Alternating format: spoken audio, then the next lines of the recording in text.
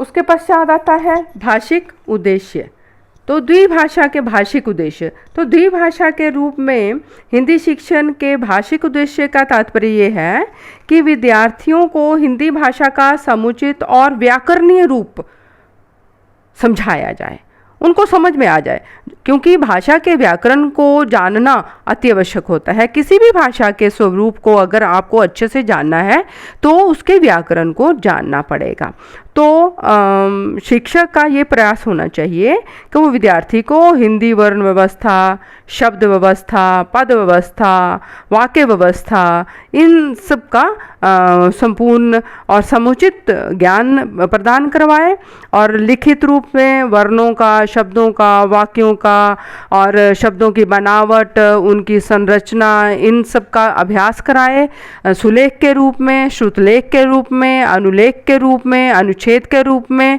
तो इस भांति भाषा के स्वरूप से बालक अच्छी तरह से परिचित हो जाएगा और अध्यापक का उद्देश्य ये पूर्ति होगी कि बालक भाषा के स्वरूप को भली भांति जान जाएगा और उसको फिर लिखने में किसी भी प्रकार की दुविधा नहीं होगी। अंत में आता है हमारा राष्ट्रीय एवं सामाजिक उद्देश्य। तो हिंदी भाषा को पूरे राष्ट्र को अगर एकता के सूत्र में बांधना है तो वो हिंदी भाषा से बढ़िया और कोई चीज़ है ही नहीं है।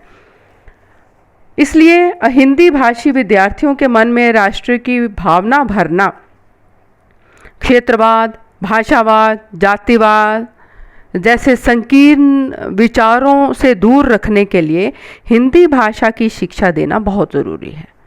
क्योंकि द्विभाषा के रूप में अगर हिंदी भाषा का शिक्षण कार्य करते समय शिक्षक का थोड़ा सा भी प्रयास चूक जाता है तो विद्यार्थी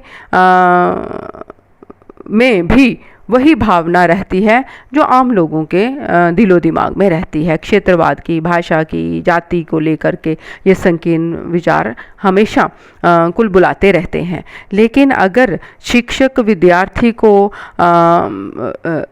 भाषा के नज़दीकी स्वरूप अर्थात भाषा, माध्यम भाषा, राजभाषा, राष्ट्रभाषा जैसी अवधारणाओं से परिचित करवाएगा, फिर अपने व्यवहारिक जीवन में हिंदी भाषा का अधिक प्रयोग करने के लिए प्रेरित करेगा और राष्ट्रीय एकता और सामाजिक एकता जैसे गुण का वो विकास करेगा, तो द्विभाषा के रूप में हिंदी सीखना उस बालक के लिए कहीं भी किसी भी प्रकार से हानिकारक सिद्ध नहीं होती है।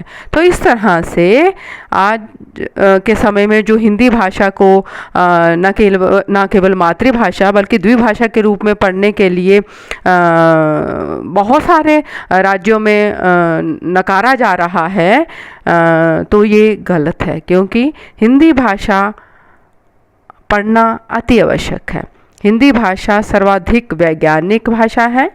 यदि शिक्षक हिंदी भाषा की वैज्ञानिकता को ध्यान में रखकर हिंदी भाषी विद्यार्थियों को उसका समुचित ज्ञान देता है तो निश्चित रूप से विद्यार्थी हिंदी भाषा को सीखना, उसका प्रयोग करना, उसमें रुचि दिखाना आरंभ कर देता है।